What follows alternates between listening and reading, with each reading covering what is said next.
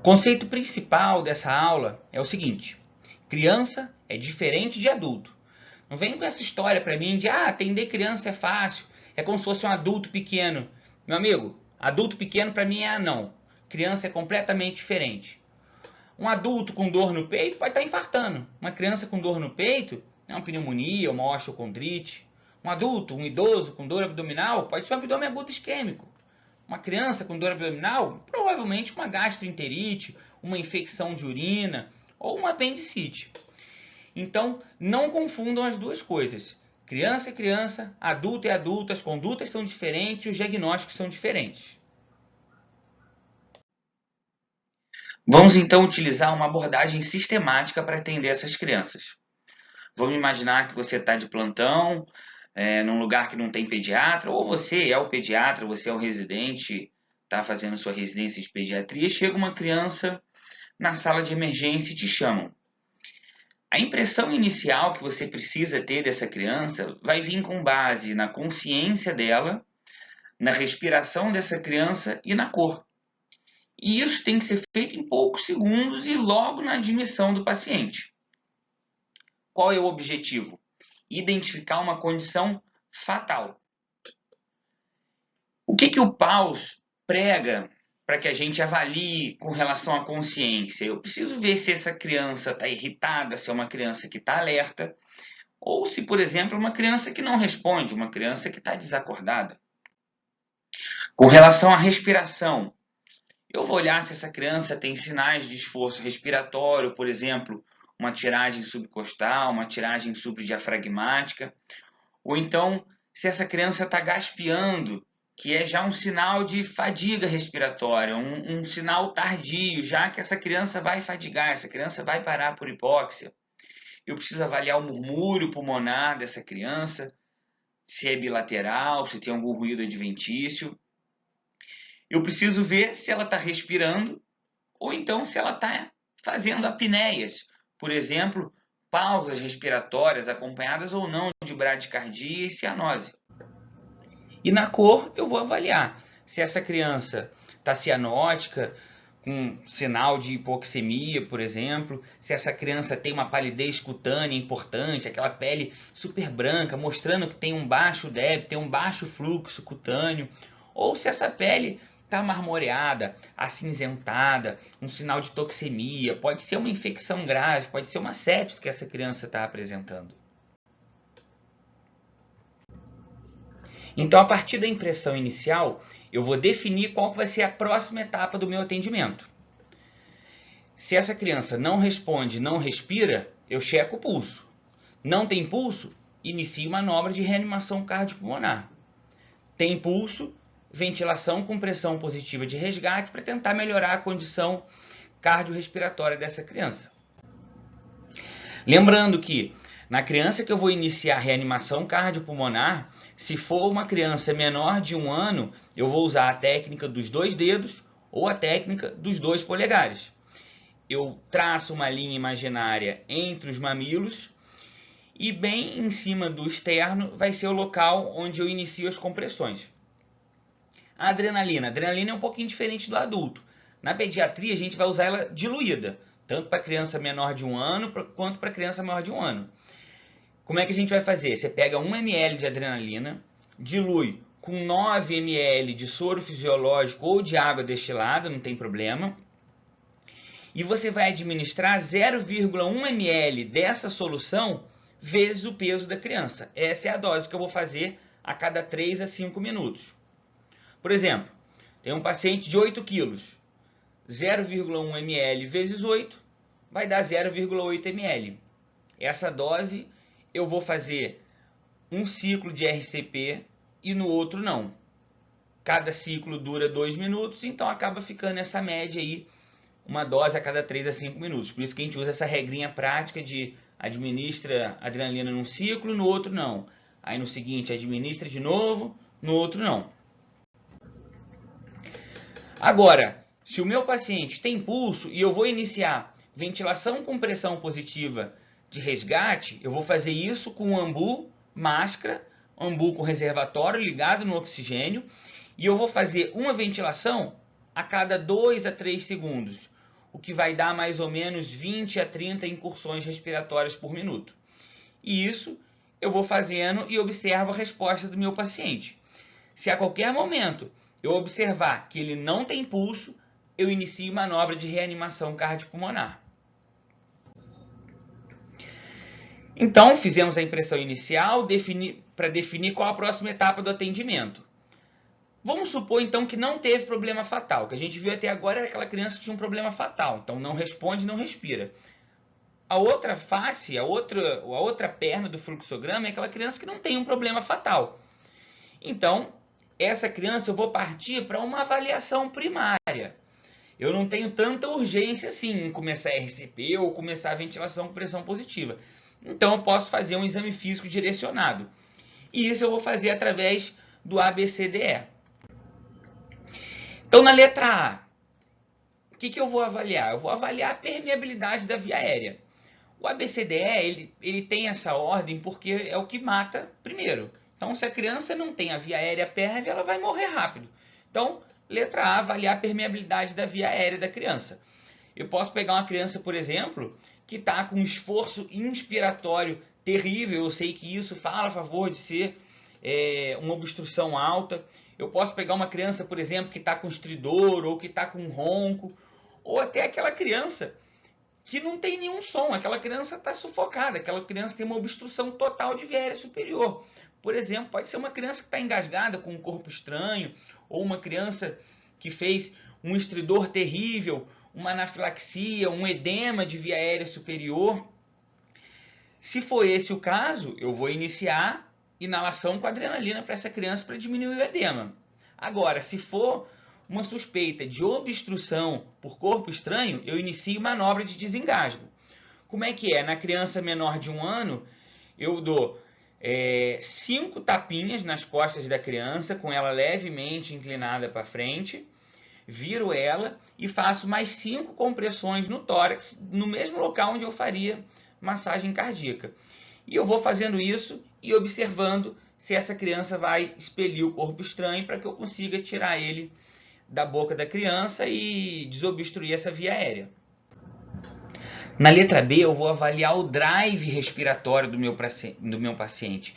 Eu vou avaliar como é que está a respiração em si. Então, eu vou ver a frequência respiratória. Eu sei que o mais comum dos pacientes que chegam na emergência pediátrica são aquelas crianças com quadro respiratório. Então, a maioria está taquipneica, a maioria está com a frequência respiratória aumentada.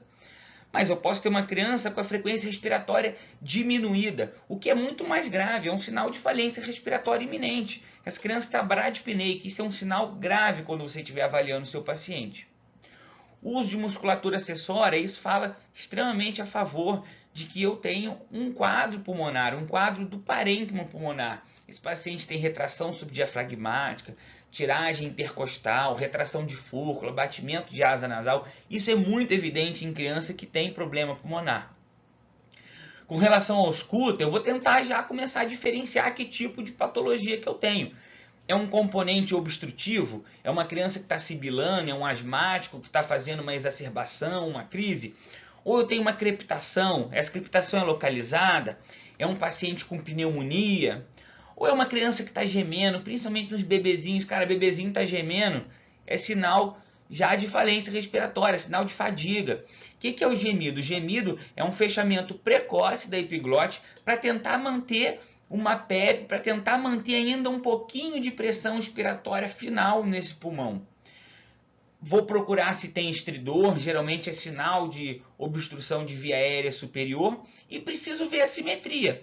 Por exemplo, aqui nesse raio-x que eu estou dando como exemplo, olha só, a criança chegou para a gente super desconfortável, com sinais de baixo débito, falência respiratória, e ela tinha, olha, um pneumotórax importante à direita. Então, você nem precisa de raio-x, já na ausculta, já na expansibilidade, você consegue ver que tem uma diferença, que tem uma assimetria, para você fazer uma punção de alívio. Vou olhar a saturação de oxigênio. Muitas crianças até chegam com a saturação adequada, mas diante de um desconforto, mesmo que eu tenha uma saturação adequada, eu vou fornecer oxigênio, porque às vezes a criança está mantendo aquela saturação às custas de um desconforto. Então eu vou fornecer um oxigênio inalatório para tentar melhorar um pouco esse desconforto. Se eu precisar entubar a minha criança, como é que funciona? Como é que eu vou escolher a cânula da criança? Bom, matemática, né? Por isso que o pediatra anda com calculadora o dia inteiro. Até 1 ano é fácil. Cânula 3,5 com cuff, acabou. De 1 a 2 anos é 3,5 ou 4 com cuff, aí vai depender da criança. Geralmente até 1 ano e 6 meses é 3,5, de 1 ano e 6 meses até 2 anos é 4 com cuff. E aí você vai ter que olhar ali na hora, você vai ter que ter uma noção. Ah, entubei com uma 3,5, tá tendo muito escape, vou trocar, passo uma 4. Ou tentei com uma 4, não está passando, já tem uma 3,5 ali do lado. Uma dica do dia a dia é que você sempre tenha separado uma cânula, um número menor daquela que você escolheu e um número maior. Porque na hora entubou, tá com escape terrível, não está ventilando, troca para uma cânula maior. Ou então não está passando, está demasiado, ou a criança tem uma anatomia desfavorável, pega a cânula menor e entuba ela, garante a via aérea. Agora, nas crianças maiores de 2 anos, continha. Se for uma cânula com cuff, eu vou pegar a idade do paciente em anos, vou dividir por 4 e vou somar 3,5. Se for uma cânula sem cuff, eu vou pegar a idade do paciente em anos, dividido por 4 e somar 4. Lembrando que a gente sempre escolhe cânula com cuff. Quando que a gente usa cânula sem cuff, sem balonete, tem gente que chama de balonete, em pediatria? Só na neonatologia, só pacientes menores do que 28 dias. A lâmina do miolaringoscópio. Lâmina, normalmente a gente vai utilizar a lâmina reta. Por quê? Porque a anatomia da criança favorece que você tenha mais sucesso na intubação com a lâmina reta, porque você consegue pinçar a epiglote da criança, que ela é maior proporcionalmente à epiglote do adulto. Então, como é que eu faço? Eu pego a minha lâmina, eu vou medir aqui, ó, do lóbulo da orelha até a comissura labial. Reparem que, às vezes, você não tem uma lâmina que dá exatamente essa medida, lóbulo da orelha até a comissura labial. Essa aqui, por exemplo, é uma lâmina reta número 0. Está pequena, não vou utilizar. Agora, eu peguei aqui ó, uma lâmina reta número 1. Lóbulo da orelha até a comissura labial. Ó, passou levemente, a comissura labial é bem esse cantinho aqui da boca. Beleza, essa está adequada, eu vou usar uma maior. Se eu usar a menor, eu não chego lá, não consigo pinçar a minha epiglote, tá? Menores de 8 anos, lâmina reta. Maiores de 8 anos, lâmina curva, por conta da diferença anatômica. E a escolha do cabo? Até isso a gente precisa se preocupar, tá? Existe o cabo fino, que é o cabo infantil, o cabo pediátrico, que eu vou usar para crianças menores do que 20 quilos. E esse cabo mais grosso, que é o que vocês vão ver aí o pessoal utilizando nos adultos, os clínicos utilizam esse aqui. Quando você estiver na pediatria, você vai usar para criança maior do que 20 quilos. Não consegui entubar. Ai, meu Deus, e agora? Calma, não se desespera. Pega uma máscara laríngea, já deixa essa máscara separada antes do seu procedimento. Não conseguiu? Passa a máscara laríngea, cara. Tão fácil. A máscara laríngea não precisa ir muito de conta, né? Basta você ter essa tabelinha aqui, ó, faz um print aí da tela, copia.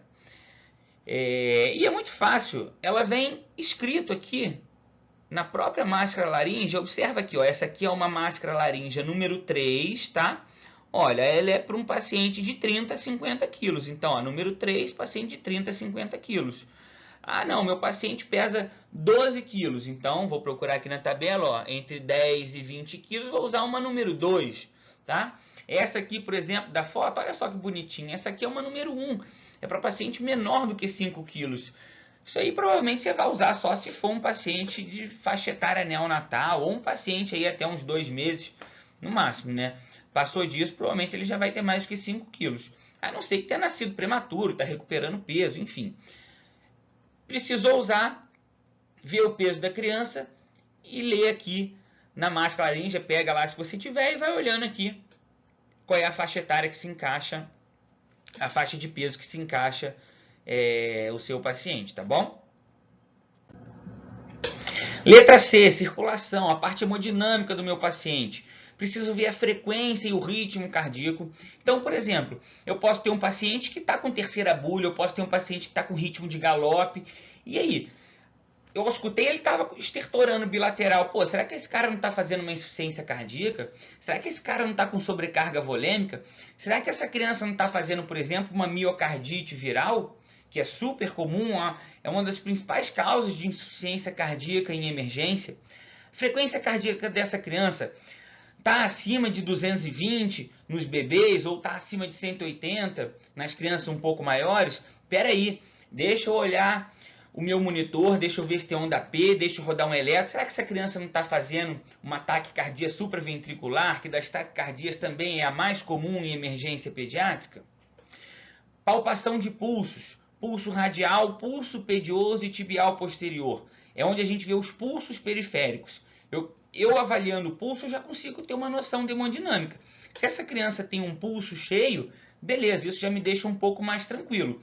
Eu sei que talvez ela não esteja com tanta depressão de volume, talvez essa criança não esteja com tantos sinais assim de falência hemodinâmica. Pulso central. Vamos lembrar que criança menor de 1 ano, eu vou medir, vou checar no pulso braquial. Criança maior de 1 ano, aí eu posso usar carótida, femoral, tá? Mas menor de 1 ano é aqui, ó, pulso braquial, tá? Tempo de enchimento capilar, eu posso ter uma criança, por exemplo, com um tempo de enchimento capilar lento. Significa que esse organismo já está desviando o fluxo sanguíneo para os órgãos nobres. Ele já está esquecendo um pouco a periferia. Ou então eu posso ter aquela criança que tem uma perfusão em flush, aquela perfusão que eu tiro o dedo na hora que eu estou avaliando a perfusão, ela já encheu. Pode ser uma criança que está fazendo um choque quente, por exemplo. Que criança que faz isso? Criança que está internada em enfermaria, pega uma infecção hospitalar, por exemplo, por gram negativo, super comum fazer um choque quente. Então, a perfusão está excelente. Não, cara, a perfusão está em flush. A perfusão tem que ser... Não é menor do que 2 segundos, 3 segundos. Ela tem que ser 2, 3 segundos, 1 segundo e meio, 2 segundos, tá? 2 segundos ali, arredondando.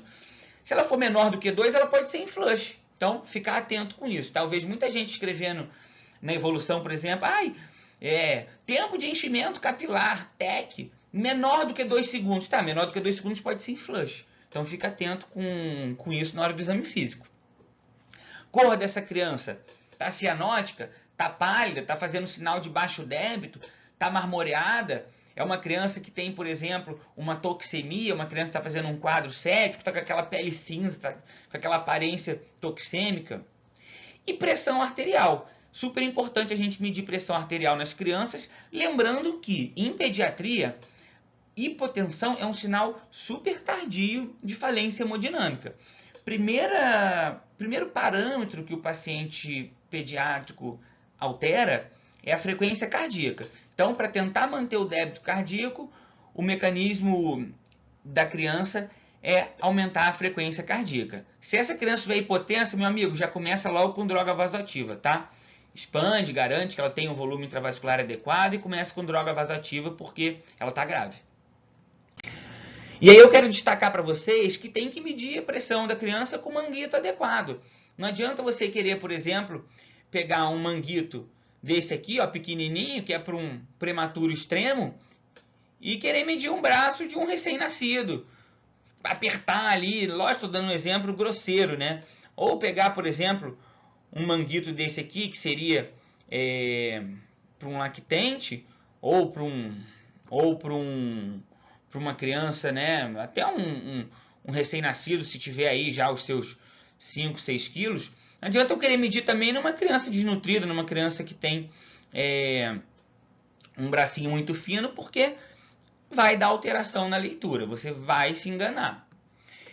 Como é que é a pressão arterial sistólica mínima? Para eu ficar atento, cara, não pode baixar disso. De 0 a 28 dias, que é a população neonatal, no mínimo 60 milímetros de mercúrio. Até 1 ano, 70 milímetros de mercúrio. Aí, passou de 1 ano, de 1 até 10 anos, começa a ter que fazer conta. Lembra que o pediatra anda com calculadora o tempo inteiro? Então, é 70 mais 2 vezes a idade em anos. Então, por exemplo, uma criança de 8 anos, 70 mais 2 vezes 8. 2 vezes 8, 16. Mais 70, opa, pressão arterial sistólica mínima dessa criança aí é 86, beleza? E a partir de 10 anos, a pressão arterial sistólica mínima vai ser 90. Tem sinais de choque essa criança? O pulso está fino, a perfusão está lenta, a PA está baixa, ou então a criança está taquicárdica? Expansão volêmica. Como que eu faço expansão volêmica na pediatria? Vou usar uma solução cristalóide. O que é solução cristalóide? Solução cristalóide é soro fisiológico, Ringer lactato ou plasma light. Plasma light eu nem escrevi aqui porque provavelmente você nem sabe que existe e provavelmente você nunca vai ver, porque só tem nos grandes hospitais, só no hospital chique, só Reddor, Sírio, Aston. Pra gente, meu irmão, que é operário do SUS, pra gente que tá lá com a foice, capinando cana todo dia, é soro fisiológico ou Ringer lactato. Então esse que você tem que aprender a usar. Como é que é? 10 a 20 ml por quilo EV. Dê preferência sempre para o Ringer lactato. Por quê? Porque a concentração de cloro é bem menor do que a concentração de cloro no soro fisiológico. Então eu evito fazer uma hipercloremia no meu paciente se eu precisar expandir muito ele e acabar gerando uma acidose hiperclorêmica. Então o preconizado para os casos de ressuscitação volêmica em pediatria é Ringer lactato. Agora na letra D. Na letra D eu vou avaliar como é que está o neurológico do meu paciente.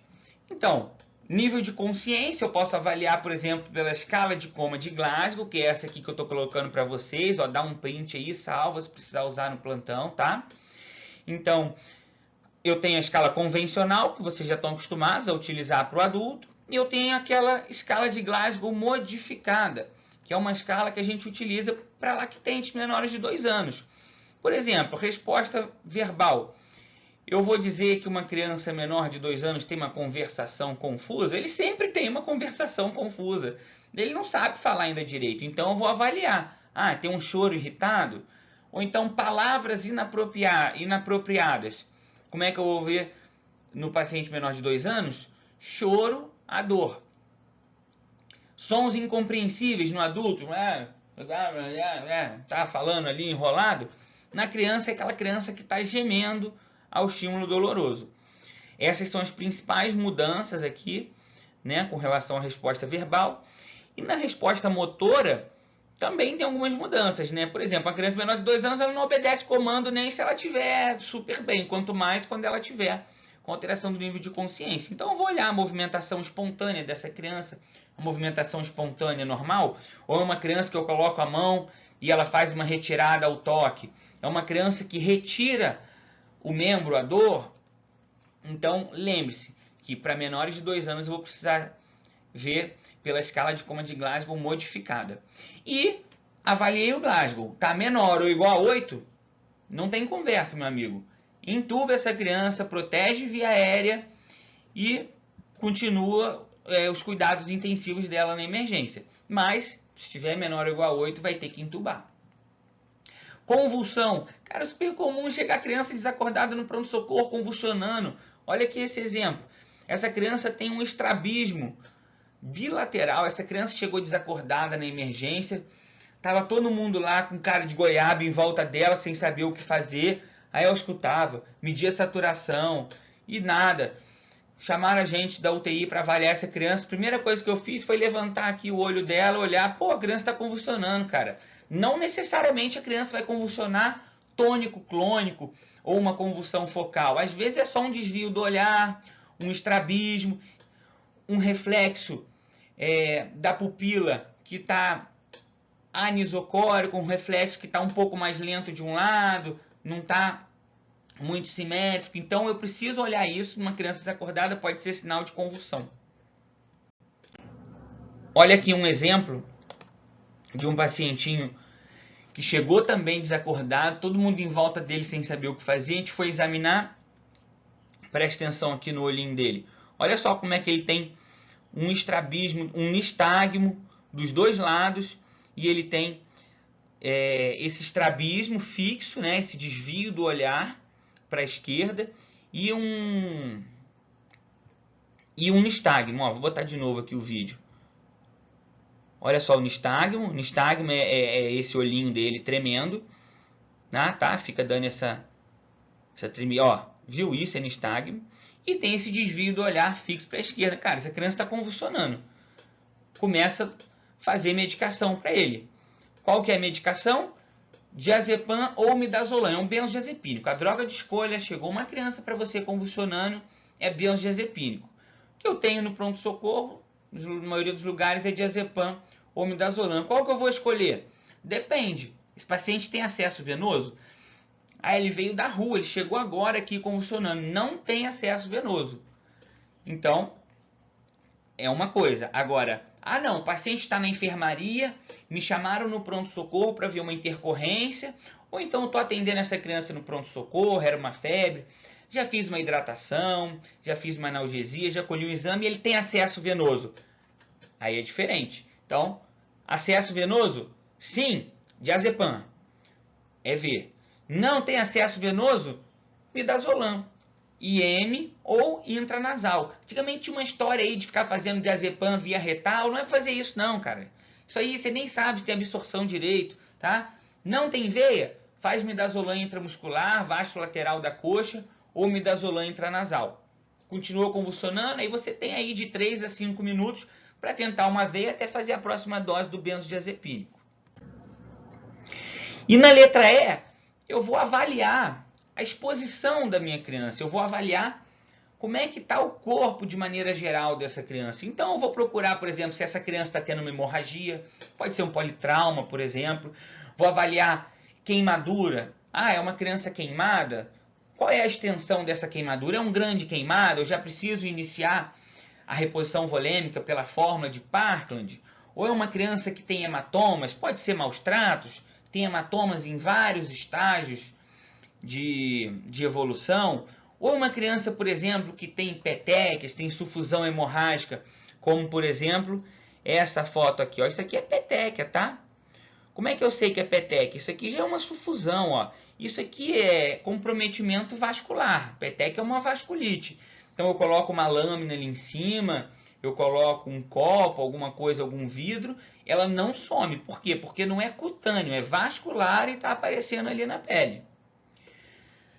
Vou olhar também se essa criança não tem, por exemplo, uma urticária. Às vezes é uma criança que está fazendo uma anafilaxia, tem aquelas placas confluentes, aquelas placas com hiperemia, que tem um pouco mais claras no centro. Essa criança pode estar fazendo uma reação alérgica, comeu alguma coisa, ou uma reação alérgica, uma urticária viral, por exemplo.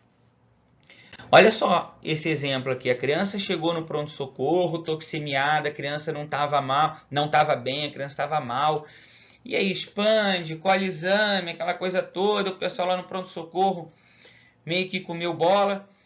E aí acharam que a criança não estava bem, a criança começou a desaturar, chamaram a gente para avaliar, tiramos a roupa da criança, fizemos um exame físico completo. Olha aqui, cheio de petequia no tórax, ó. Ninguém tinha visto isso. A criança começou, esse paciente aqui, ele começou a ter febre, acho que 6 horas da manhã, se eu não me engano, no dia do atendimento. Começou com febre, vômito e mal-estar. 6 horas da manhã. Chegou no pronto-socorro, era umas 9 da manhã, foi atendido, chamaram a gente para ver ele mais ou menos umas 11h30, meio-dia. E às 8 horas da noite ele já estava assim, morto. Era uma meningococcemia. Ia morrer de qualquer jeito? Mesmo se a gente tivesse pegado no início às 6 horas da manhã, ou mesmo que no primeiro atendimento já começasse a expandir e fazer antibiótico, não sei, pode ser que sim, porque quando você faz meningococcemia é uma doença muito grave, uma taxa de óbito altíssima, então não tem como saber se as crianças iam sobreviver ou não, mas o que eu quero trazer para vocês é o seguinte, não comam bola, tá? Vê a pele da criança. Todo mundo só quer saber de auscultar a criança, ver pulso, perfusão. Cara, tem que olhar tudo. Pupila, ver rigidez de nuca e ver a pele da criança, cara. A criança tem que ser vista de maneira geral. Às vezes a criança está só com um quadro de febre, vômito, você acha que é uma gastroenterite. Cara, ela está começando uma petequia em membro inferior, por exemplo, e você não viu. Essa criança vai voltar 2, 3 horas depois chocada e provavelmente a evolução vai ser desfavorável, se realmente for uma meningococcemia. Agora as considerações finais que eu queria deixar aqui para vocês. Avalie a criança de forma sistemática. Então, chegou a criança, faz a impressão inicial e determina. Tem algum problema fatal? Não responde, não respira? Então tem problema fatal. vou checar o pulso. Não tem pulso, é RCP. Tem pulso, só que não está respondendo, não está respirando, ventilação com pressão positiva. Ah, não tem problema fatal. Fiz a impressão inicial, a criança responde, pode estar irritada e tudo, mas ela responde, ela tem respiração espontânea. Então eu vou para a minha avaliação primária, que é o ABCDE. De novo aí, ó, identificar condições fatais, que seria, por exemplo, a ausência de pulso. Vou seguir a regra avaliar, identificar, intervir. Então, desde a letra A até a letra E, tudo que eu avalio e identifico, eu faço uma intervenção. Depois continuo de novo. Então, por exemplo, letra A, avaliei a permeabilidade da via aérea. Identifiquei que tem uma obstrução total, vou intervir. Manobra de desengasgo. Fiz a manobra de desengasgo, tirei, beleza, volto de novo. Avalio, identifico se tem algum problema, intervenho. Letra B, avalio, vejo que tem um broncoespasmo terrível, está sibilando.